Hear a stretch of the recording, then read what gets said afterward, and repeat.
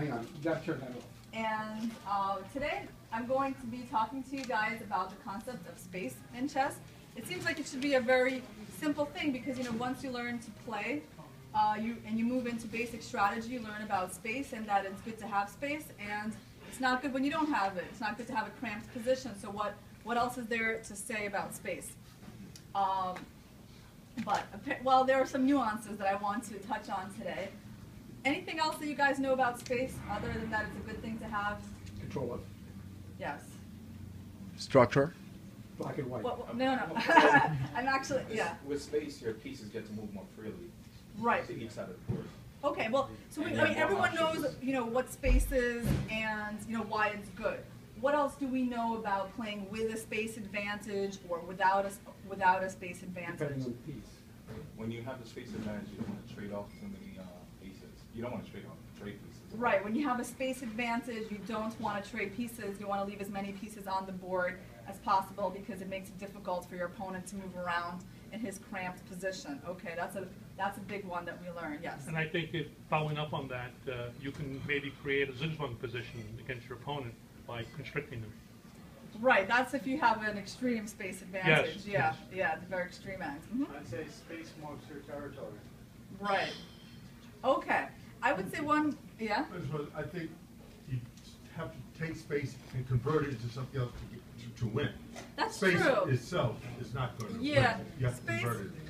It's like kinetic. Yeah. The potential, you've got to convert it Right. into kinetic energy. I mean, some pieces work better with space, and some pieces work better. That's a good one. Like knights work better knights, when it's tight, and bishops work better when it's more open.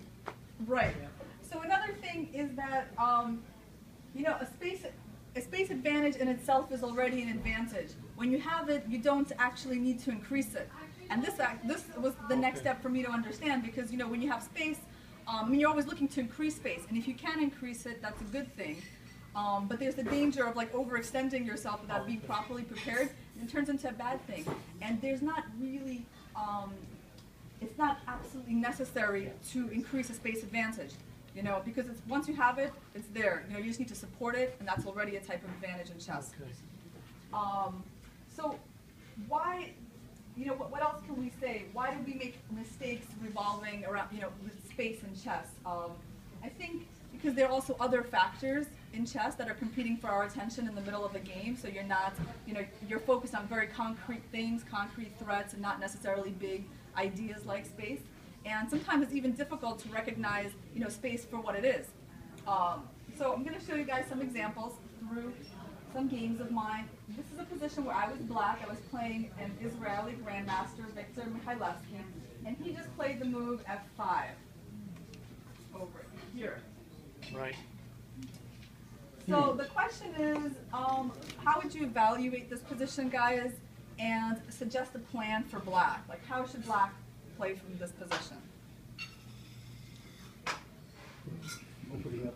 You want to open it? Maybe get the knights working. Well, what concrete moves can we make?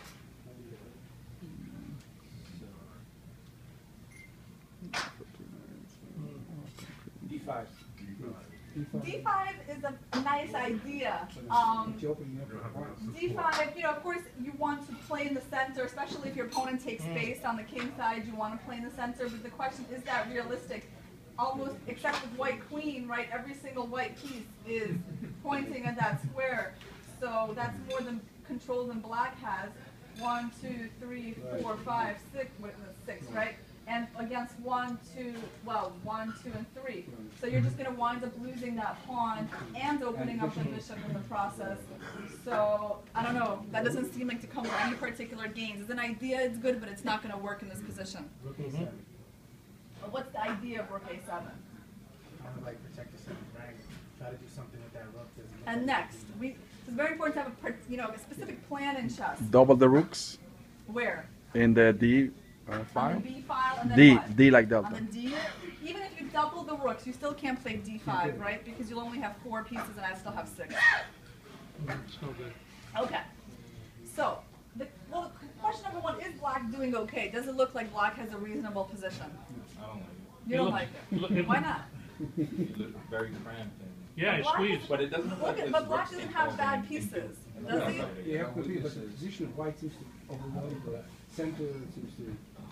Well, white Yes, definitely has move space. clean and push the G on it. Well, actually, white does have a space advantage here. You know, that is Yeah. one thing to notice due to these pawns, right? Yeah. The Mirage Yeah, sure. Vines pawns and this move F5. So is that enough? Is the space advantage enough to give white an actual advantage here? No, White's bishop is not so hot. That's true, exactly. This bishop, you know, Instead, it's, Not doing much. yeah, It's doing this a is a great closed job. diagonal. Yeah. Closed diagonal, it's not about to get opened up, and this is the worst piece that white has. It's definitely something that, you know, kind of stands out to the eyes, that this bishop is not very effective. So that's kind of a downside for white. Well, the thing is, I don't think black can have a worse position. You can't really have a worse position if you don't have any bad pieces, right? Because pieces are the number one thing in chess, Sure. right? If you don't have a single bad piece, you know, you cannot say that the knight on c5, the knight on b4 are misplaced. You know, the knight is, but this one is very strong. You know, targeting the central squares. Everything is protected. The pawn structure is solid. So why should black really be in trouble here, right? well, the backwards pawn, with the double rooks, you have to always be careful. Yeah, but this is a backwards pawn, but it's under defense, and white can't add any more attackers to it, right? You can't even add the queen because you have no more squares in the d file to that you could Now, attack it with. white is working with the white squares, and black looks like it might be trying to focus on. So the question is though, what part of the board should black be playing on here? The queen side, right? So one thing that I came up with, of course, it's not that easy to play on the queen side somehow, even despite the fact that you've got an open file and your knights are there. Well, one of the problems is that it's, you know, you would like to transfer this knight maybe to d4, Sure. That would be but that's very hard to do. Yeah. And because he's on b4, he's actually blocking, you know, the d file.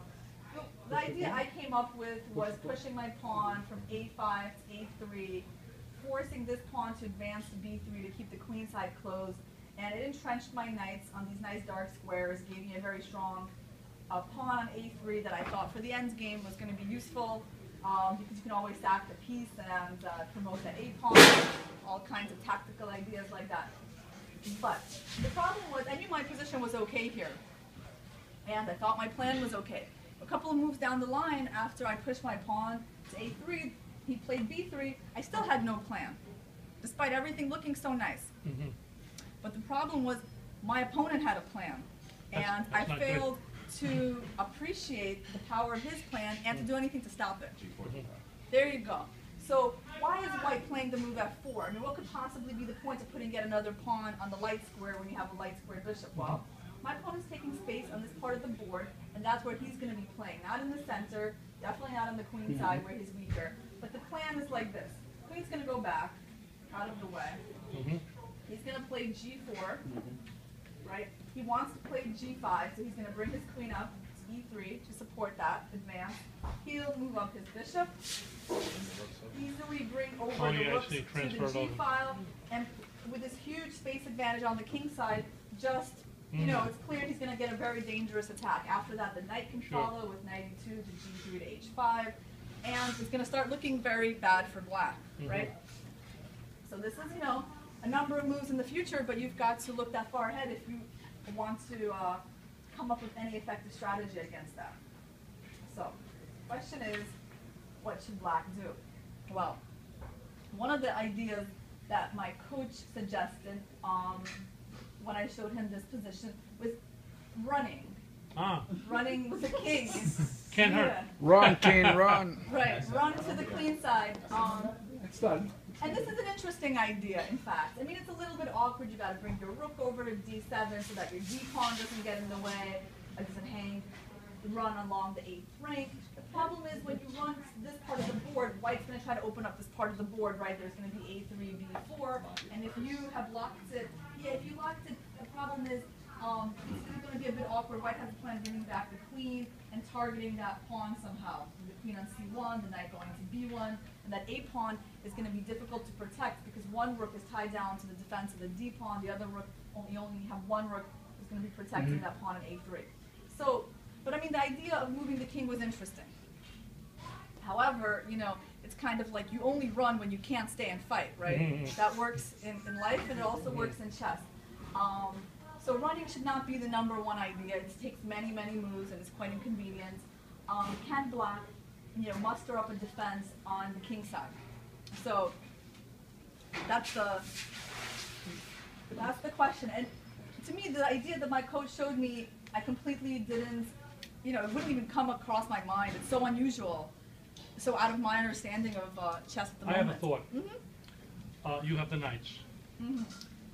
If we can play a position where the queens are off, you might be good.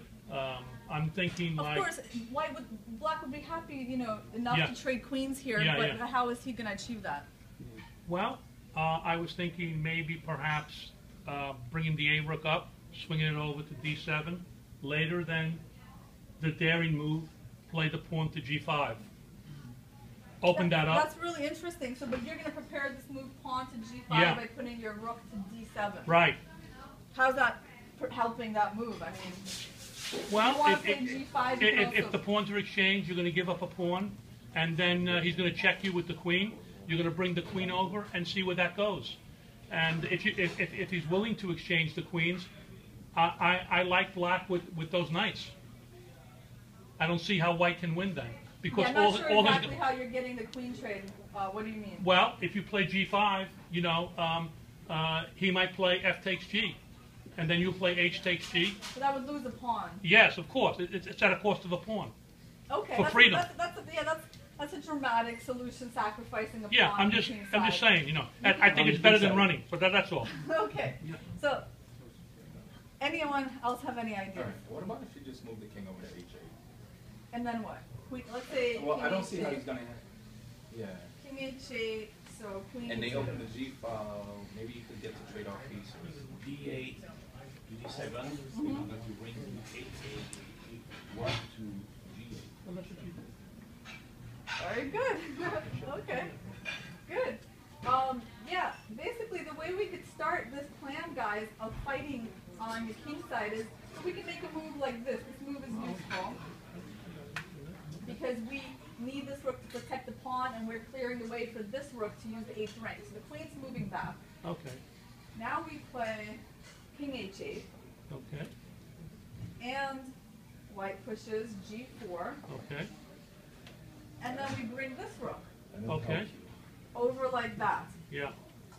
So G5 is still not possible, so white needs to make a move Okay. to Now we can do. prepare that advance. Sure. And now black has a choice. He can play G6 or he can play G5. And I can tell you, I mean, both moves have the right idea, of course, right? That's why you're putting the rook on the G file to push that pawn and not just let white get a free hand on this part of the board. But one of those moves has a tactical problem. So let's see if you can spot it.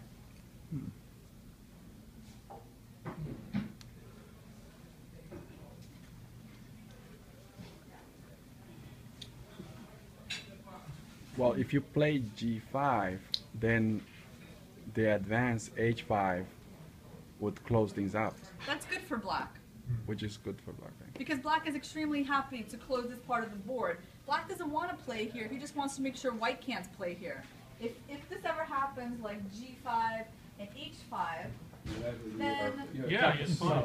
right, you don't have to worry about this part of the board anymore, and then you can transfer your attention Sure. to the king side, Sure. to the queen side. If anyone's going to be better, it's clearly going to be black. So such a turn of events would be very welcome. He's not gonna cooperate. Yeah, I don't think So that's good. on the move G5, white wants to play H5. I mean, he would Yeah. You want to really open would it. rather do anything else. At least try to keep things a bit more open on the king side. Take en passant is En passant is a possibility, but then rook Well, if you takes. take en passant, then it's exactly the same thing as black playing G6, right? And the question Yeah. is, what's the difference between those two moves? In both cases, white can take on G6 if he wants.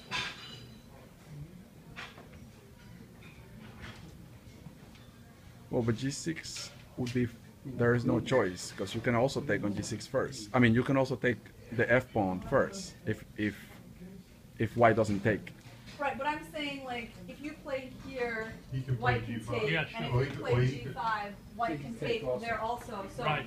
it doesn't really No, I- illustrate the difference between those I two think moves. on G6, he can play G5. Well, okay, G5 is actually kind of a nicer looking move.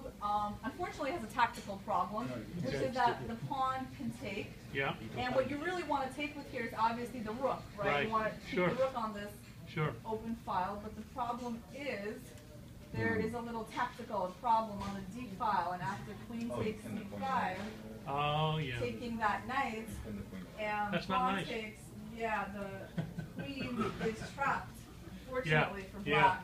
Not Nowhere, no matter where the queen goes, you're Yeah. gonna win it with a skewer. Yeah, it's not good for our hero. Yeah. Right? Everyone sees that? Yeah. Okay. Yeah. So that's a little, tactical detail. Yeah. Unfortunately, against the move g5. Otherwise, you would be Good. playing that move. The h6 move, of course, prevents the queen intrusion as well. So the best move is g6, H6 not is- going into that tactic. Okay. So how can the game play out from this point? Well, we want to take on f5 and open the g file. Sure. The rook will be targeting this pawn. If you capture, if you go into a structure like this, like let's say you had moved your bishop here and I take, you take this way. Well, I mean, I guess you don't know what to compare this to. We'll compare this in the game when I had no control over the g file in a similar situation. Obviously, that was very bad here. If I manage to trade even just one pair of rooks, there's not going to be any attack. The problem Right. is letting white get both rooks here onto the g file, and you can't fight against them. So this would be quite okay for black. If they take this way, then black even gets very nice counterplay with a move like that. Playing in the center now, again, using the rook, the active rook on the g file, the fact that this pawn is going to hang. So just using the e4 pawn as a deflection. So after some trades, you wind up getting this pawn, h4 is weak, c4 is weak. So,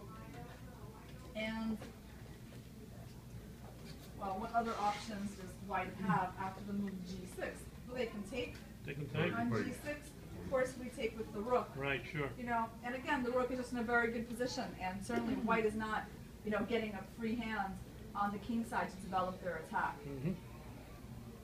They can also play g5. Right. Yeah. Another P5 is possible the right move. thing, yeah.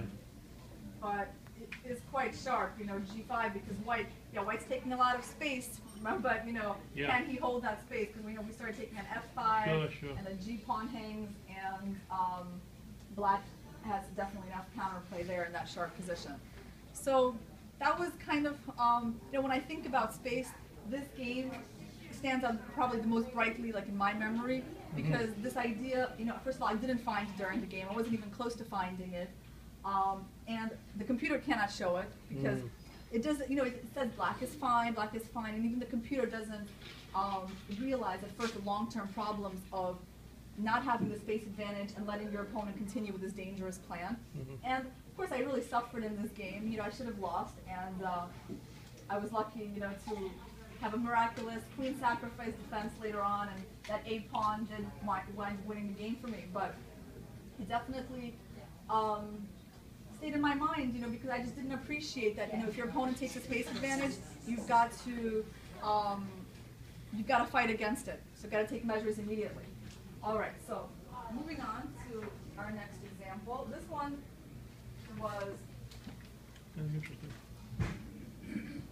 It's showing some of what I was thinking about. Very radical, but.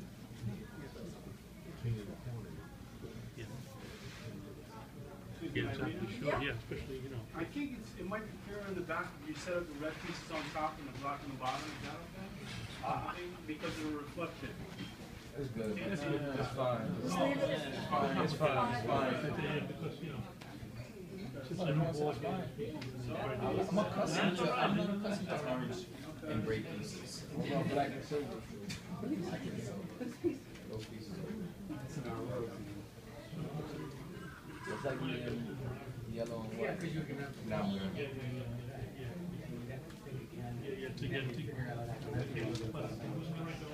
yeah.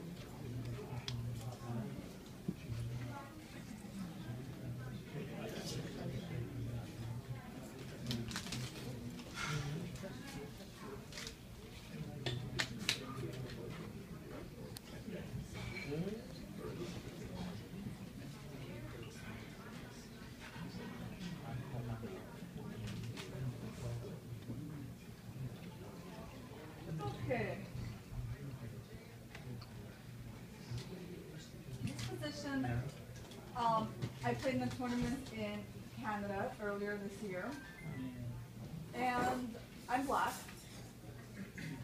My last move was knight to g6, attacking the e5 pawn for the third time. And it's obvious that white has no good way to protect this pawn. So I kind of knew what was coming at this point. You know, I had prepared for it, and I evaluated it as not very dangerous for me. My opponent, you know, made this defense of the e5 pawn. He really doesn't have any other choice because, of course, no one wants going to play like bishop f4 and give up a bishop pair like that. So he plays bishop f6, and now I'm pretty much forced to accept the piece sacrifice because otherwise h5 is coming. So I take, and I got this little intruder, f6. Didn't see, well, queen h6 is a big threat coming on those dark squares. Didn't seem like such a big deal because black has a pretty easy defensive move to c bishop d8, so I had been counting on this move. And white has no time to play queen h6 because I just take that pawn. Right. And if the knight comes into g5, I can just take the knight. So that doesn't work. So he plays queen g5. Yeah, that's the only logical choice. Defend that pawn. And this was the critical moment that occurred after his piece sacrifice. He only sacrificed the piece for a pawn, but he's threatening to move h5 and getting the piece back. With obviously, you know, nice attack over here. And so the question is, I'm going to give you guys a few minutes to think about it because it's not a simple position. You need to calculate something in a position like this. I'm going to give you a few minutes to come up with what would you play for black. Try to think of candidate moves. That's the key. So don't just focus on one move and calculate a lot there. Before you start, you know, list a couple of moves that you should be examining for black.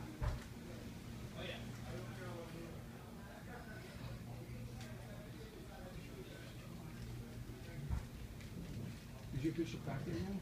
Yeah. You moved your bishop to... Bishop d8 was fine.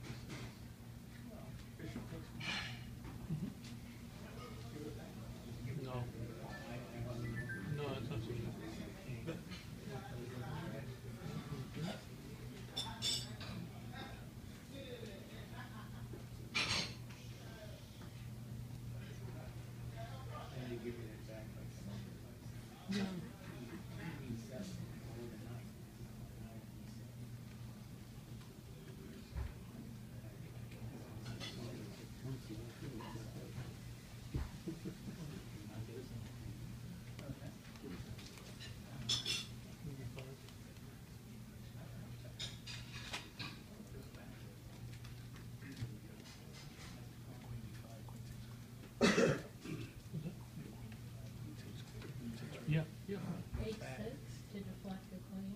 That's a good candidate move, h6. Okay, what else? You moved queen d5. Which one? Queen d5. Queen d5. It's a good candidate move, but unfortunately there's a pin on the e pawn. You That's see the that rook problem, is hanging? I thought about that move. Of course you want to trade queens, but after queen d5, ed. Because the bishop is back there, breaks the communication between the rooks. Right. That's the problem. And Right, that's another candidate move, king h8. king h8, yeah. Takes the piece back, but you got to... Knight to b4. Knight to b4 is another candidate move. I've got to tell you, there's a big drawback to that, because unfortunately someone needs to protect the square. And if, as soon as you move knight to b4, knight to e5 comes, that attack on the queen is going to be very unpleasant. Yeah, sure, Yeah. Big problem. And the knight can come to g4 and, you know, h5 All there, that stuff, so yeah. So moving the knight from c6 is dangerous. E5. e5, Space. space. Interesting. What's the idea of e5? What do you want to do on h5? Exactly what you mentioned before, to occupy that space. So you don't want to. So what are you going to do on h5? What do you want me to try? because that's white's next move. Mm. Right away. Yeah, just We give take it. it. Queen E7, try to move the trade. Very easy. Then queen e7, yeah. I mean, What it's about- kind of what about that's putting the interesting. pawn? I mean, first of all, like you realize your approach is very like the approach of bishop takes f6 is very like pessimistic for black, right? It's the kind of thing you do if you think your position is bad and you're trying to like minimize your damage, right? Like the question also stems from you have to evaluate the position first. You gotta have a feeling like is black in real trouble here, or is the sacrifice correct or not correct? You know, that was an important question to at least have an opinion on as you're playing the game, because otherwise, you know, because bishop f6, okay, you're giving up a bishop for the pawn, right? So you give up all your material advantage. Yeah. You stay with your sort of weakened pawn structure, and you try to trade off things. There's also, I'm not sure exactly how you want to trade it. Your piece is going to be sort of pushed back some more with things like h5. Do you want to play queen e7 or queen d8? Maybe queen d8? Queen d8. Maybe also bishop E6 just to. You know, there's, you know, let's say I take, there's even some tactical problems along this diagonal, because soon I'm going to be able to probably play the move knight takes d4. Yeah, right. You win a pawn. Sure. Well, let's see. I don't know. Let's say take this way, right? Mm. 'Cause that was forced.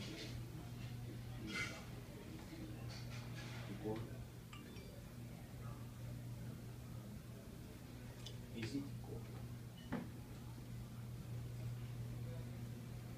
Yeah. Yeah, Now it's a pro- e5. On e5, unfortunately, there's h5. Yeah, There's h5, and the knight gets pushed away, and you lose that e pawn. sure. So starting, it's a little bit of a problem, right? This knight is not a great piece because he can't come to e5 Yeah, it's a little here. weak, yeah. You don't have bishop a6 right now because the knight hangs. Knight a5 doesn't do anything because I take the pawn. And I just want to take the pawn. Yeah, You know, so if anyone, I mean, I'm not saying black, you know, is hopelessly lost here, but it's looking like there's not a lot of happiness here for black, Sure. right? So it's an interesting, I mean, it's an interesting idea, bishop takes f6, but it really, I don't like whether it. or not you want to make that decision Yeah, that's stems crazy. from, you know, how you are evaluating the position at the moment. You know, if you think you're doing very badly, then that move will make sense. Alright, how about king h8 again? You swing the rook over, you take back with the rook Right. after you play h5 and you King probably get h8, rook f6 g8 also. is a really typical defensive idea, guys, right? Because it's like we learn, like, as soon as there's an open g file against our king, you move the king into the corner and the rook next to him to sort of defend those weak squares. So that was like the first thing that was on my mind. King h8, rook g8 looked to me like that rook wasn't doing anything anyway. Okay. Bishop to A6. Bishop a6, When you're threatening the pawn, and then you come back and I don't know if that helps.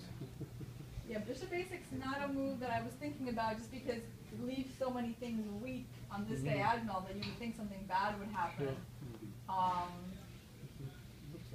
Like, well, you can expect bad things to happen when you have loose pieces Yeah. in your Yeah, position. sure, absolutely. So, But you immediately- rook you have an c6 immediate right threat. away is You already immediately pawn. interesting. Rook It's gonna come c6. back and you put bishop. Because if you push them, then H5. see, because then when you push h5. Yeah, I mean, there's h5. You can try to get back the knight immediately, so you want to go something like that. Right. You know, here, even an interesting move is to start sacking the exchange and to go for knight e5. Of course, that's the square I always want to use, discovered attack on the queen Sure. and the bishop. Right. The queen, yeah. It's a Maybe big- you go to b5. It's a You big go On the to bishop. b5, I can even maybe take on No, you d4. play bishop to c6. There's that. Yeah, there's a lot of problems here for black. Yeah. So yeah, I mean, bishop a6. I mean, when you're doing your list of candidate moves, obviously you want to. Yeah, yeah. It's probably the best thing. Yeah. Sure, right, yeah. Obviously, you know, bishop a6 is Doesn't work. not Because that's your coming. not your first. H4, G4. Yeah, right, yeah. I could see Which the one? option. Queen d5. Yeah, queen d5. We said there is a pin on the e pawn, so if I just take it, then yeah. Okay. Well, let me tell. in order not to spend too much time on this, like, very complicated position, I'll tell you sort of a couple of the moves that black should be considering here, and maybe the overarching idea. So I played king h8, very defensive-minded, bringing in that rook into the defense, with the idea that if my opponent plays h5, I bring that rook over, and if he takes, I take the rook, and hopefully I can win that f6 pawn, and I get back my piece, but I defend everything and hopefully step a pawn. Even this variation that I calculated, by the way, is not very good for black. First of all, because there is even an idea of like knight e5 here, which I didn't even appreciate. So there's that problem, and white is better. That's good. But Let's ask you. But the problem was not even that. The way I got into a losing position from here, my opponent didn't even take. Why can the knight take? If he plays that. Queen takes, the rook is hanging. I mean, On the rook, it just, I mean. yeah, the rook is hanging on b8 in this position. I mean, it's the c file belongs to white, and it's just kind of awkward. The king structure is weak. No, it's not losing for black, it's worse for black. Yeah, just, me and Dave were consulting. The h4 is going to come anyway with the knight there. So why not playing with the king on g8, before the rook comes over, right? Why not, and the queen is on g5, why not play h6? Right. h6, H6 he takes it, definitely a then the good bishop gets idea. the f6 pawn, and then you could bring the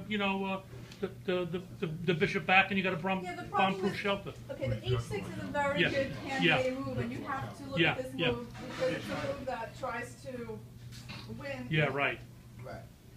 Tries to But you got win. the other knight there, defending. I'm sorry. I didn't I'm sorry, excuse me. some time to speak. Thank you. Yeah. So this is a good candidate move. The queen takes. Right. Then bishop takes pawn. Bishop takes pawn. Right. And h5. So. And then the bishop goes back. Right. The Tickles the bishop queen. goes back, exactly, and queen g5. Okay. And this was the position I kind of stopped on. Okay. And didn't really go into further because it seemed to me that black, that it was kind of dangerous for black. I mean, if the knight moves, there's h6, right? And otherwise, yeah, that's true too, yeah. Maybe black's play h5. And otherwise, Okay. and otherwise, I'm threatening to take the white's threatening to take the knight and have their piece back with like a ruined pawn structure. But the thing is, All right. actually, On h5, what if black tried to challenge then and just simply play the queen to d7? e7, you mean? Yeah. Oh, you got the knight defending the queen. Yeah. No good. Okay. Yeah, Right. the Yeah. I knight see is it. Yeah. defending the queen. I mean, Yeah, you yeah. will have very weak pawns there. Yeah. The thing is, so I what didn't they- evaluate this correctly. This They- particular move required some good calculation. This is still quite a decent continuation for black, which will leave black with the advantage after this move. So you are going to have to, give back some material. But if they play h6, you simply play f6. Oh, yeah. It's really not a Yeah. reason to panic for Yeah. black. You Yeah. can Pretty give up this sexy. I bishop, like that. Yeah. and you have a very strong knight on. Yeah. And you have very strong knight on e5. So there was kind of a long line here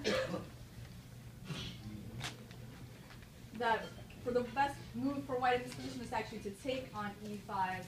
Knight takes e5, rook takes e5. Looks nice for white, he got back his piece, but actually there is this move f6 here. Nice. And still not over because the queen can move away, you give up the rook, and then you get your exchange back with move h6. And this would be good for black, except there's a certain problem with this weak pawns and the knight coming into e4. So white gets gets compensated.